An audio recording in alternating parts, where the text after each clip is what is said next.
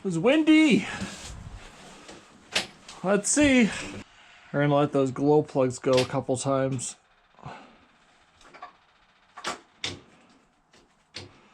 don't think so. Nope. I thought we weren't starting because of battery, but it appears we are actually full. So we've got something else that is stopping our starting right now. Well, we had our first no start with the tractor, and with like 4 or 5 solid days now of minus 30 degrees Celsius weather, I've grabbed a block heater. We're gonna plug that in, throw it on the engine. It's just one of those magnetic ones. It's all I could find on short notice.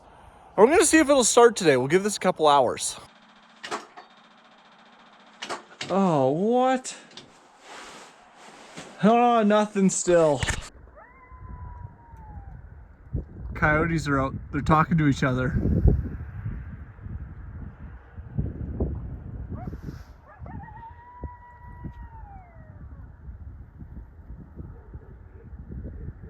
That's always so cool. We got it running! All right, I threw the battery charger on it. I moved the little block heater, that magnetic block heater, up closer to the block. Gave it another half an hour, and she cranked over.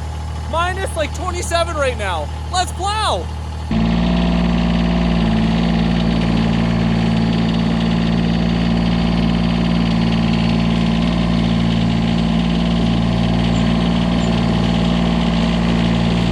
When I couldn't get the tractor started, I went on a bit of a research hunt for a reason why.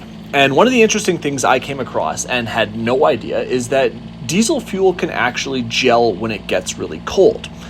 Now, I was trying to think back when I bought the last jerry can of fuel for the tractor and when it was filled up, and going back in my head, it was probably late November, early December.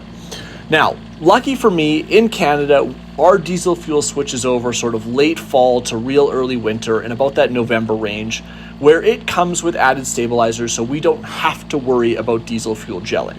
So, problem wasn't likely to be that. Now, just in case, I went on a hunt in the tractor, checked the fuel and water separator, I went to the fuel filter, checked the fuel lines, and it was all fine, so, that wasn't the issue.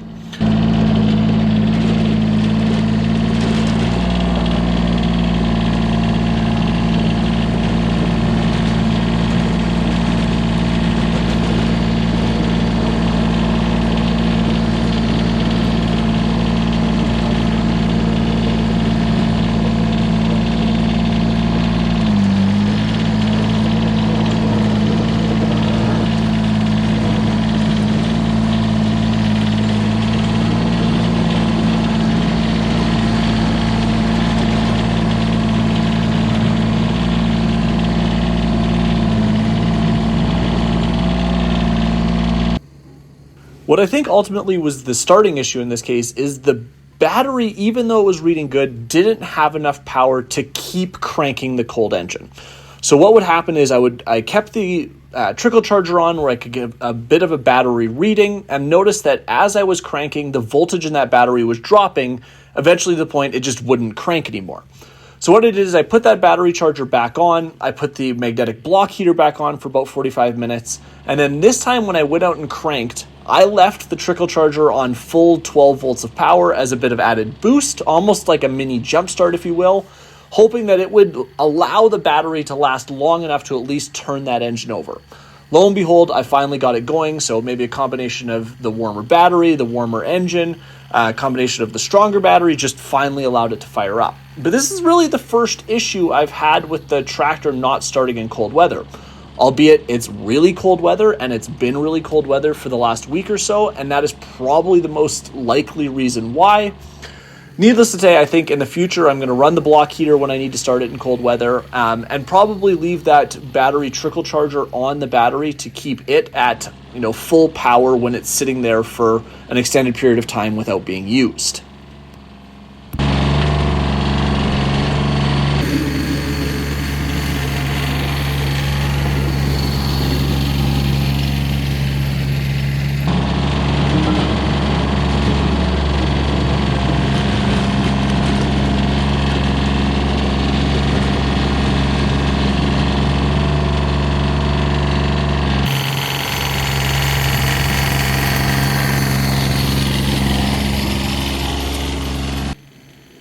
Normally, I try and wait till the snow stops falling to get out and plow. As much as I love plowing and love being on the tractor, it just saves time, saves wear and tear, and saves fuel. It just kind of makes logical sense.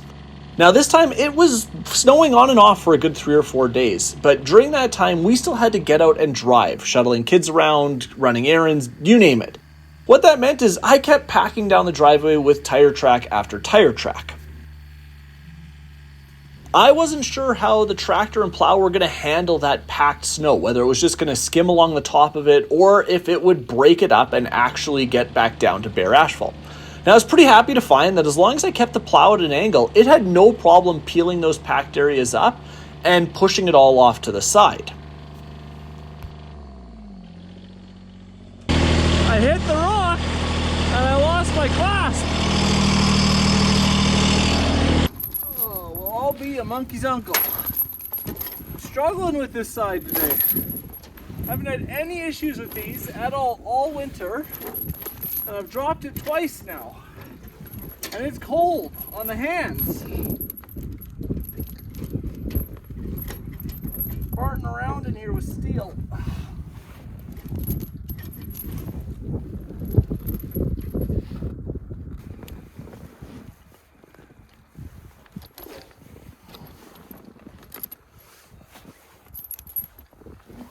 All right. We're back in business.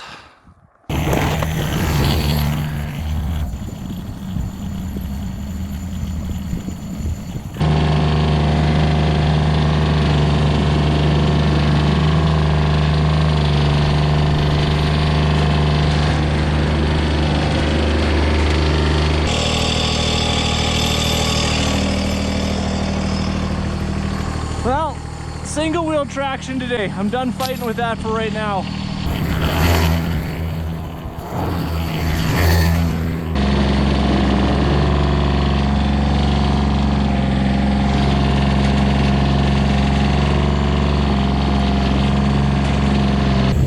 Definitely a noticeable difference with only the one tear grip on, but I don't want to fight it right now. I want to get this done. It's cold. I think the biggest downside to this plow and tractor combo, or probably plowing like this in general, is that I can't lift up the snow when I get to the end of the driveway. So I'm stuck basically creating piles no more than 18 to 24 inches high so that I can eventually run the snowblower through it and throw it off into the distance. Now, you could argue that I should be just plowing to all the edges of the driveway and I wouldn't have to worry about this, but I am dead set on maximizing every bit of snowfall we can to try and fill up that pond we have come springtime.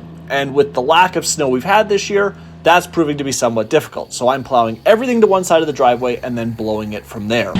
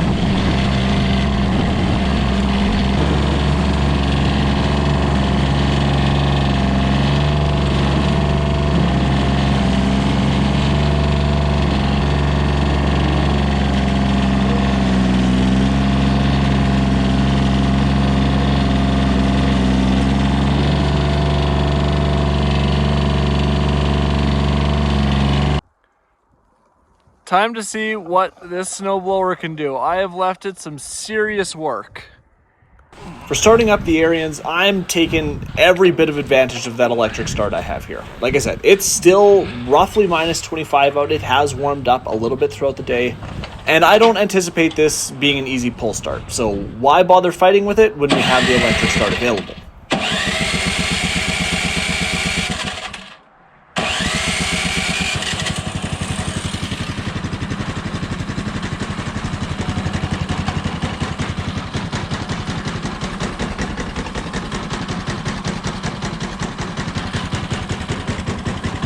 Even when cold. Whew.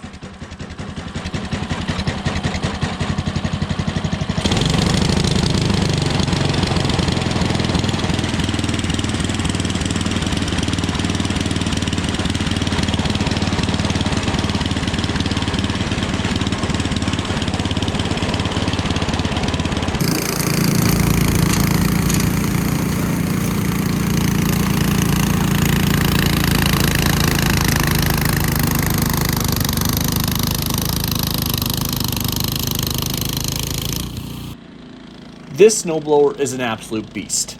That snow's been piled up for a little while now, probably about an hour and a half, almost 2 hours in some cases, and it is starting to harden up quite firm. And yet it doesn't slow this snowblower down at all. Occasionally you have to back off the drive system a little bit to allow the chute to really chew through everything that's entered it, but then it's right back to full steam ahead without any issues. It just doesn't seem to bog down, die with anything you throw at it.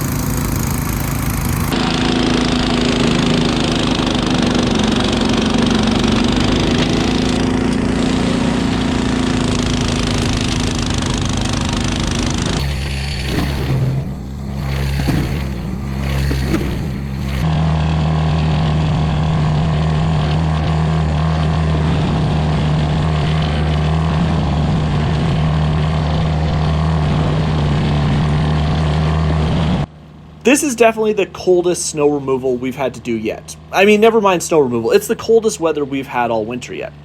And starting equipment when it's this cold out is definitely not an easy task. And other than a little bit of headache with the John Deere 332, everything went pretty smoothly and we were able to get the job done. So, as always, thanks a ton for hanging out here at First Crack Farm. Thanks a ton for watching the video, and we'll see all of you folks in the next one.